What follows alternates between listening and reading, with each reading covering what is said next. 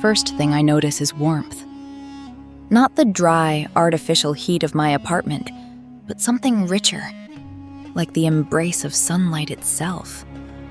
The air is thick with scent, floral and musky, like blooming lotus and burning myrrh.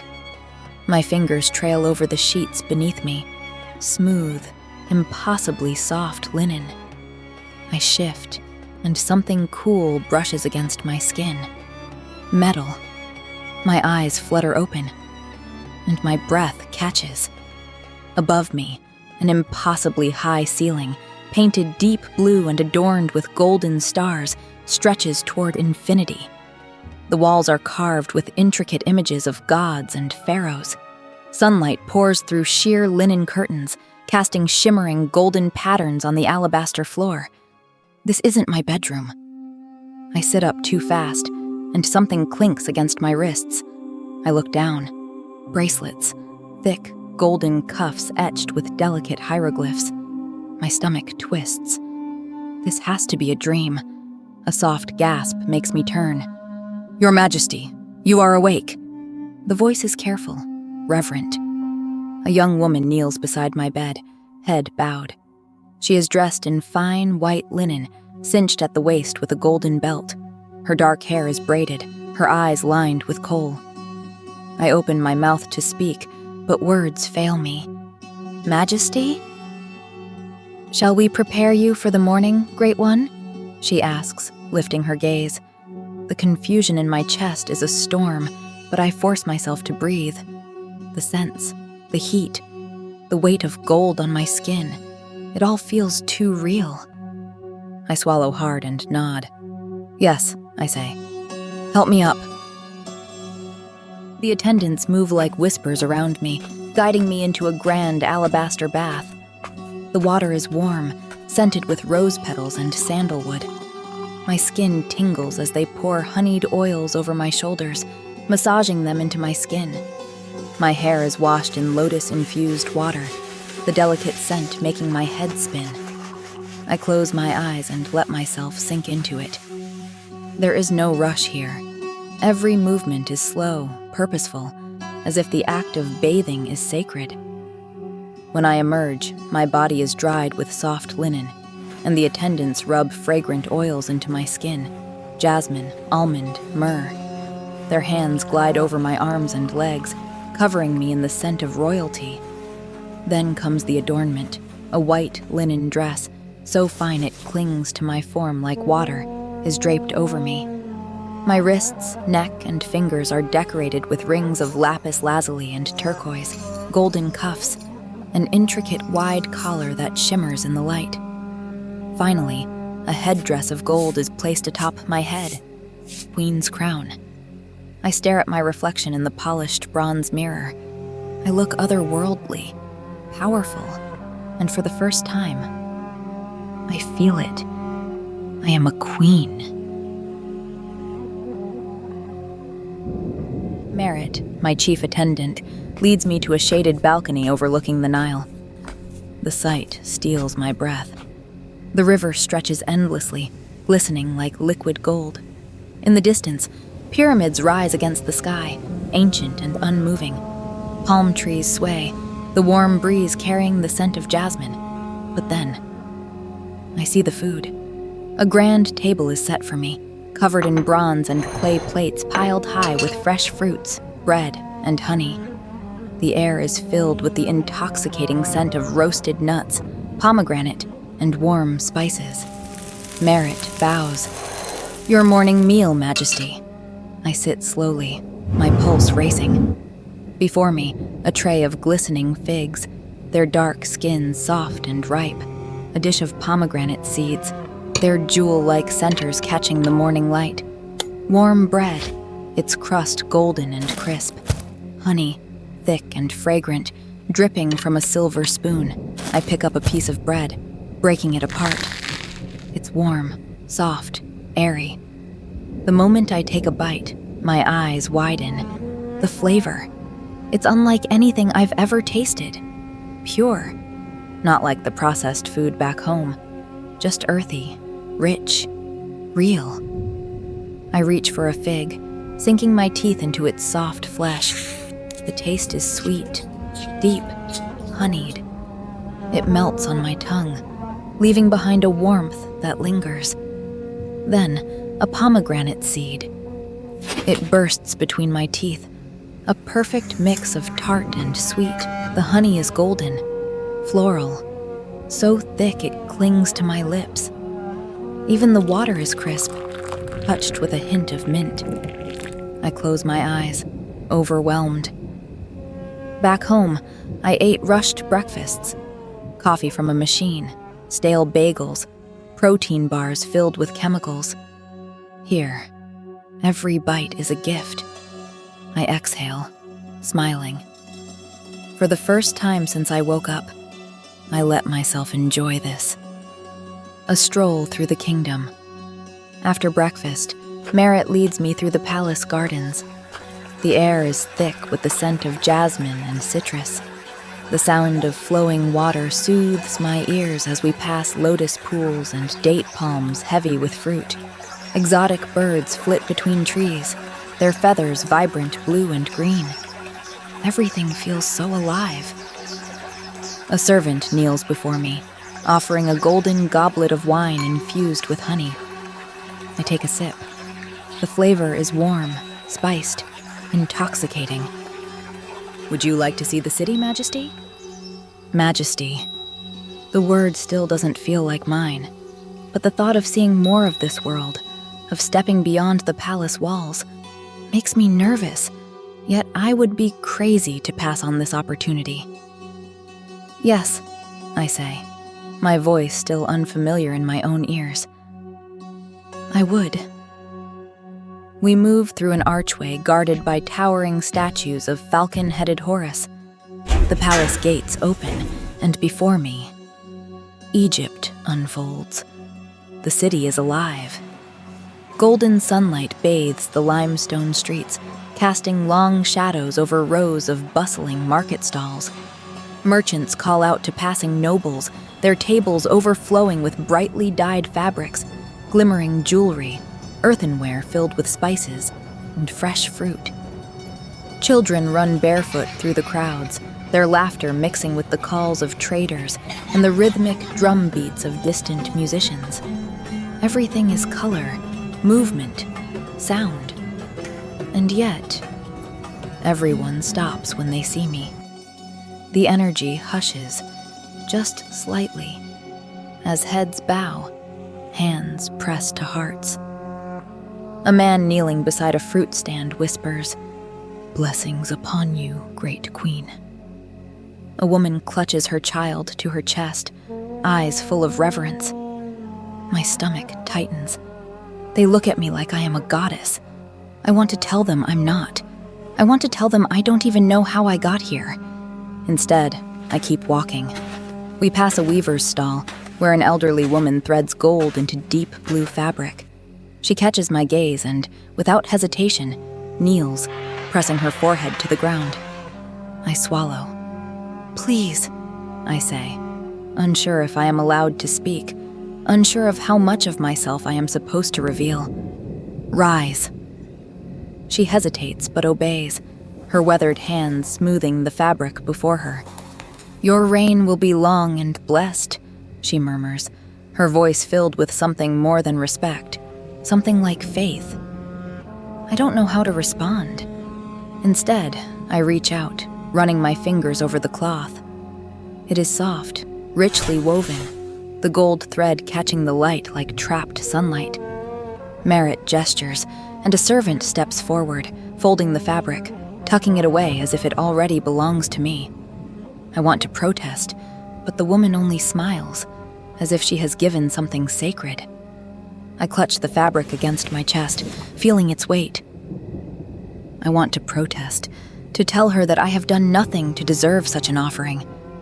But the woman only smiles, her dark eyes filled with something more than reverence, something like certainty, as if she knows something I don't. "The gods weave our fates like threads upon a loom, great queen. This was always meant to be yours." I am a woman wearing a crown that feels too heavy, stepping through a life I do not yet understand. But there is one thing I do understand. This is not a gift to take lightly. "Bring me gold." The guard does not question me. He gestures, and within moments, a servant appears carrying a small chest of gilded wood. The lid is opened, revealing piles of gold in coin-like shapes. I take handfuls of the treasure and place them into the weaver's hands. Her eyes widen, her breath catching in her throat. "Majesty, I cannot." "You can," I say gently. "And you will." She stares at the gold, then at me. For a long moment, she is silent. Then, slowly, her lips tremble into a smile, not of disbelief, but of understanding. I step away, the weight of the gifted fabric still in my arms, the scent of the marketplace lingering in the air. The palace is vast. I had known it was large, had seen its towering walls and endless corridors, but walking through it now, I realize I had barely grasped the scale of it. Every surface is polished stone, gleaming in the golden torchlight. The pillars, stretching so high I have to tilt my head back, are carved with hieroglyphs and intricate images of gods, pharaohs, and sacred animals. The very air hums with age and divinity. How many people live here? How many wake before the sun, tending to the palace before a single royal foot touches the floor? I pass a row of servants carrying woven baskets of fruit, linen-wrapped parcels, and amphorae of wine. Their heads remain bowed as I walk past. I don't know where they sleep. Do they have families? Do they whisper among themselves when no one is listening? Further ahead, noblemen and royal advisors are gathered in conversation, their robes embroidered with shimmering threads. A group of scribes sit near an open window, carefully dipping their reed brushes into black ink, recording something onto smooth papyrus sheets. The palace is not just a place to live. It is a city within itself, a machine that never stops moving, never stops breathing. And at its center, the queen. Not me, her. The real queen. The one who actually belongs here. I don't know her name, but I can feel her, just beneath the surface of all this grandeur. She is powerful. The people look at her like she is a living goddess, but she is also a woman. Does she ever wake up and feel the weight of it? Does she ever want to step beyond these walls and simply be? What does it mean to live like this? To have servants ready before you wake, ensuring your world is untouched by discomfort? To have food, fine clothes, and a throne, yet never truly feel the heat of the sun on your own skin for too long? Would that be a life of freedom?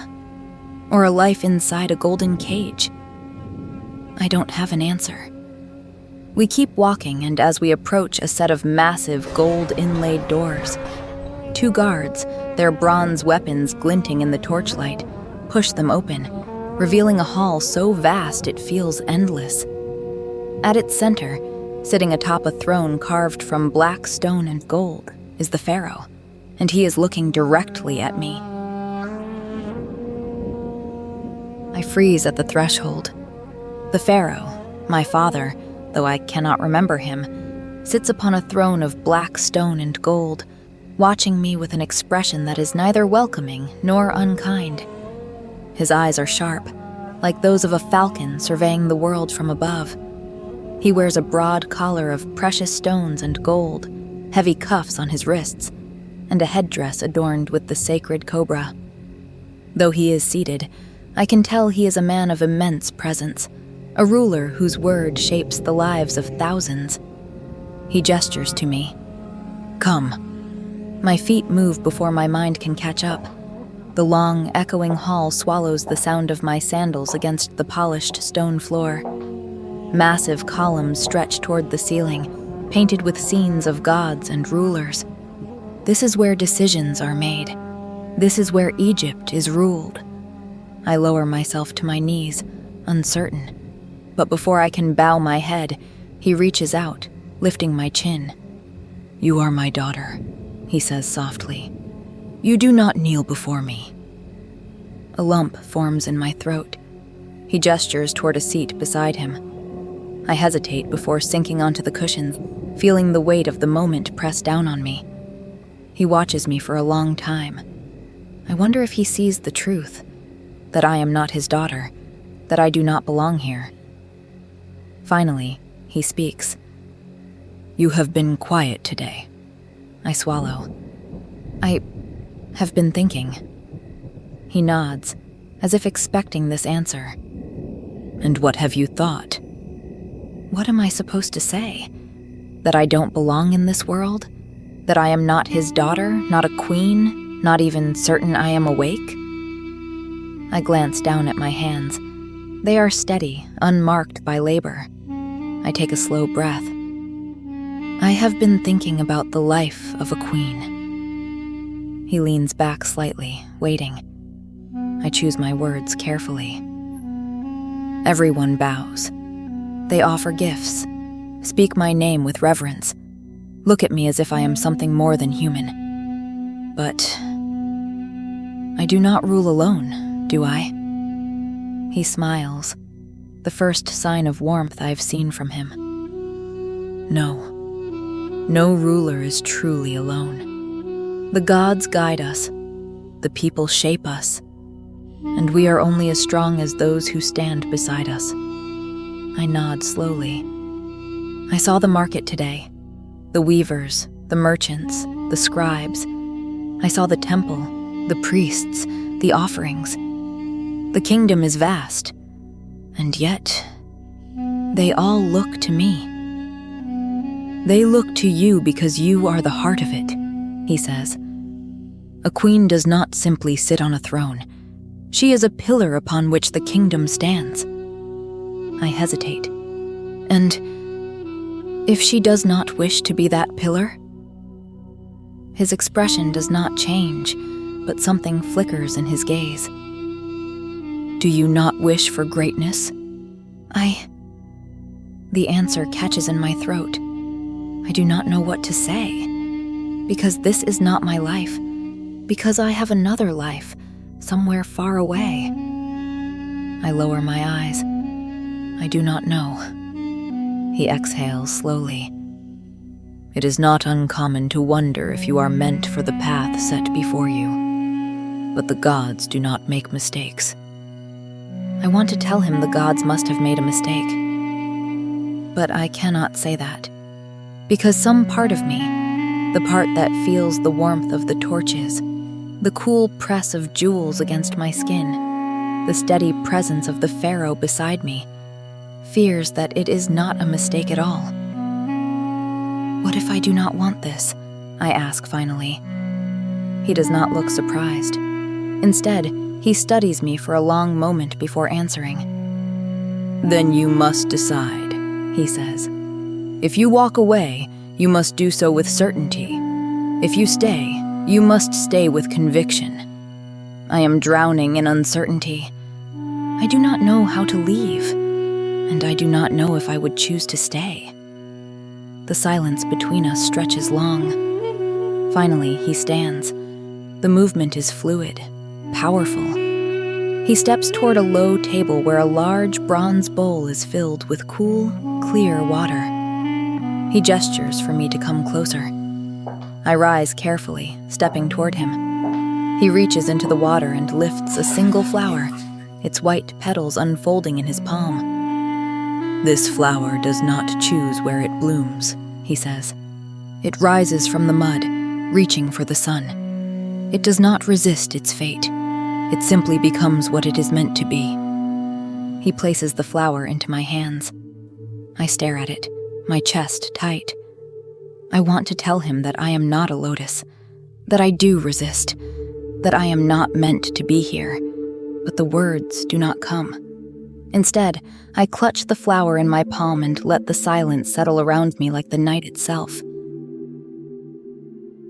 By the time I return to my chambers, the palace has fallen into a hush. The air is warm and thick with the scent of lavender and myrrh. Golden lamps cast a soft, flickering glow against the silk-draped canopy of my bed. My limbs are heavy as I sink onto the cushions, the weight of the day pressing down on me like a warm embrace. A servant kneels beside me, pouring scented oil into a basin, the fragrance soothing, grounding. I let out a slow breath. I am tired. Deeply, bone-achingly tired. Not just from walking, not just from the heat, but from the weight of something I do not fully understand yet. I close my eyes. The whisper of silk against my skin, the distant hum of the Nile, the cool press of the sheets. Everything feels so real. More real than a dream. More real than memory. I feel myself drifting, deeper, slower. The edges of thought begin to blur, melting into the quiet. I do not know if I will wake in this world again. I do not know if this was a dream or something more. But as sleep pulls me under, I do not resist. I surrender. To the silence, to the warmth, to the golden glow of Egypt. And with that final thought, I slip into perfect stillness.